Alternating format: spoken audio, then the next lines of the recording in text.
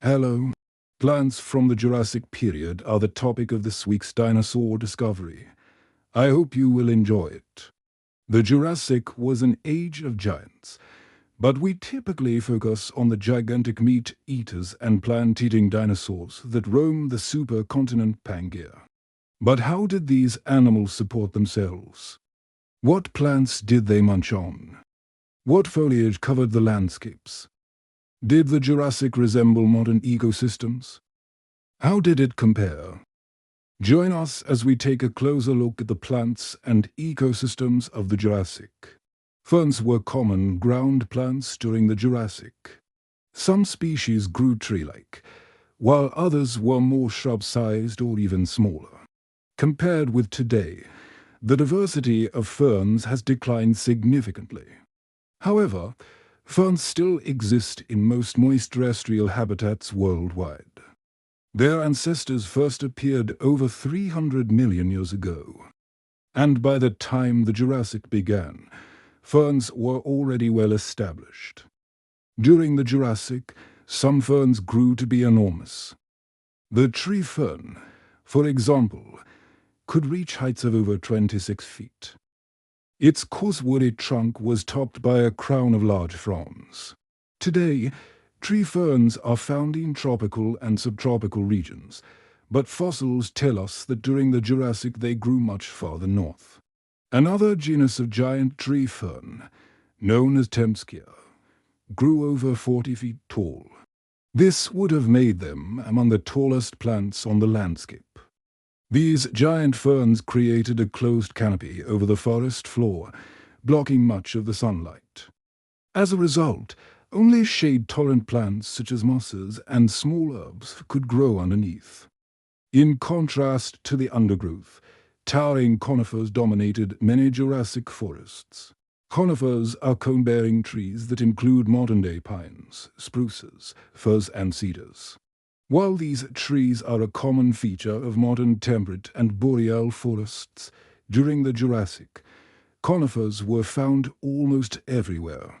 For example, fossil pollen has been discovered on every continent except Antarctica. This suggests that conifers were one of the most widespread groups of plants during the Jurassic. Like ferns, the origins of conifers can be traced back hundreds of millions of years.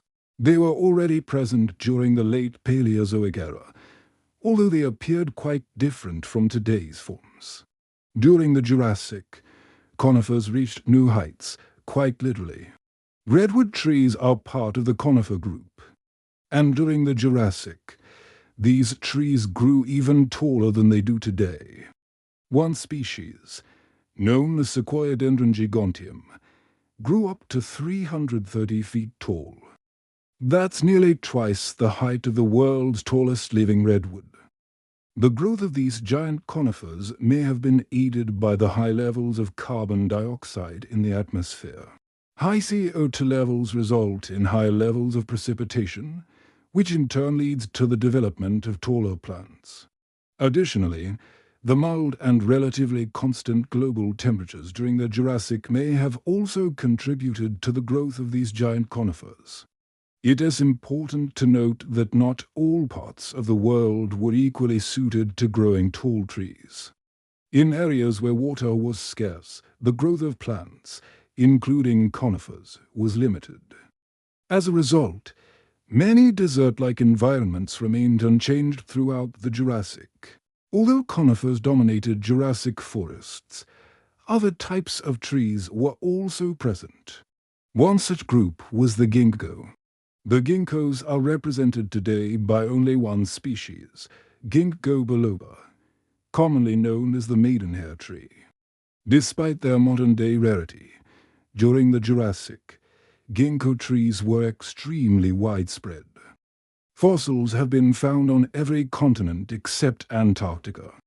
Moreover, these trees grew to great heights, reaching 40 feet or more. They possessed fan-shaped leaves that were attached to the stem by a flexible stalk. This allowed the leaves to move freely in the wind, a trait that ginkgos still retain today. Ginkgos are considered a living fossil, and their resilience is truly remarkable. Throughout history, they have managed to survive mass extinctions, climate change, and human activity. Although ginkgos can be found in various habitats today, during the Jurassic, they thrived in warmer climates. Evidence suggests that ginkgos played a significant role in the diets of many herbivorous dinosaurs. Another group of plants that were widespread and abundant during the Jurassic were the cycads. Cycads are a group of seed plants that resemble palm trees. However, unlike palms, cycads are not true vascular plants. Instead, they are more closely related to conifers and ginkgos. Cycads are slow-growing plants that typically have a single unbranched trunk. At the top of the trunk, a crown of large compound leaves grows. These leaves can be either pinnate or palmate. During the Jurassic, cycads were extremely diverse, with many different shapes, sizes, and leaf arrangements. Just like today, cycads were mainly found in the tropics and subtropics. Fossil evidence suggests that cycads were very common in the forests of Pangaea. Many species grew into large plants, sometimes reaching the size of small trees. The abundance of cycads during the Jurassic may be attributed to their ability to thrive in a wide range of habitats and their hardiness. Cycads are resistant to drought and can tolerate various soil conditions. This adaptability allowed them to flourish in different environments and become a dominant part of the Jurassic flora. Herbivorous dinosaurs likely grazed on cycad leaves, and these plants may have also provided food for insects and other small animals. Like ferns, horsetails were another group of plants that were abundant and diverse during the Jurassic. Horsetails are vascular plants with hollow, grooved stems. Their leaves are small and scale-like and grow in whorls round the stem. Horsetails reproduce via spores and are more closely related to ferns than to the more familiar modern horsetail, which is known as Equisetum marans. During the Jurassic, horsetails grew to incredible heights, reaching over 30 feet tall. They formed dense swampy thickets that may have resembled modern bamboo forests. One genus of Jurassic horsetail known as calamites grew to be over 6 feet in diameter. The trunks of these plants were covered in a rough bark and were used as a source of building material by early humans. Horsetails are typically found in moist environments, and this preference for wet habitats may have contributed to their prevalence during the Jurassic. The abundance of horsetails in Jurassic ecosystems suggests that they played a significant role in the environment. Not only did they form dense thickets, but their extensive root systems also helped prevent soil erosion.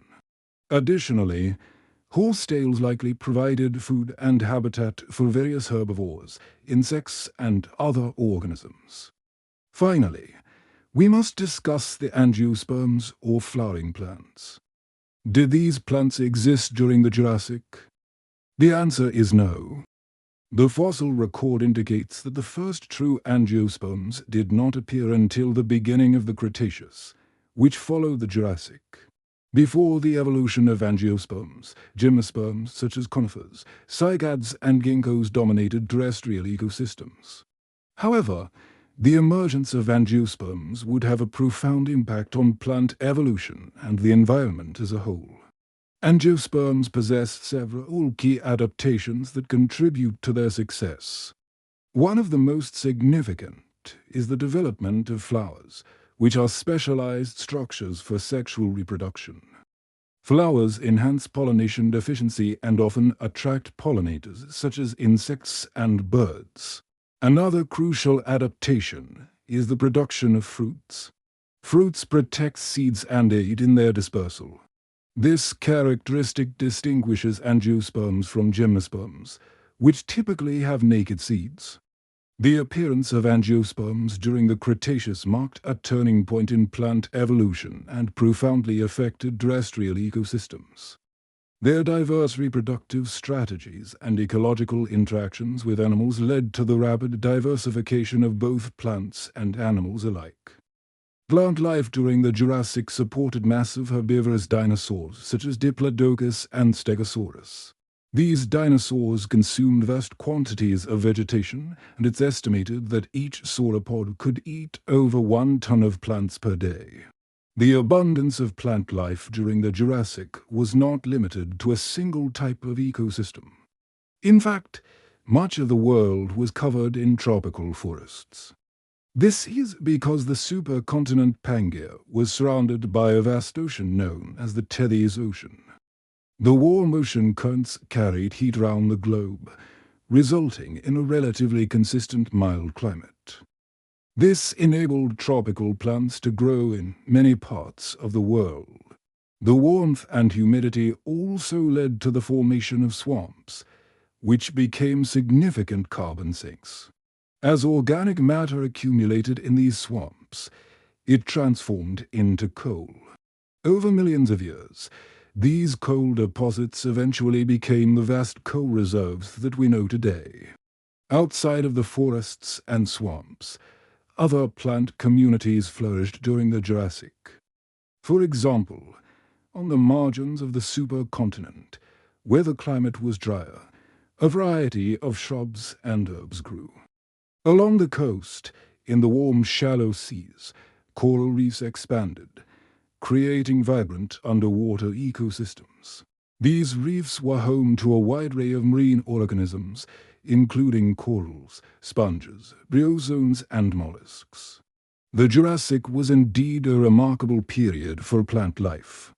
The flora of this era exhibited incredible diversity and abundance. From towering conifers and tree ferns to the lush undergrowth of horsetails and cycads, Jurassic plants created rich ecosystems that supported a wide variety of life. The absence of flowering plants during the Jurassic is notable.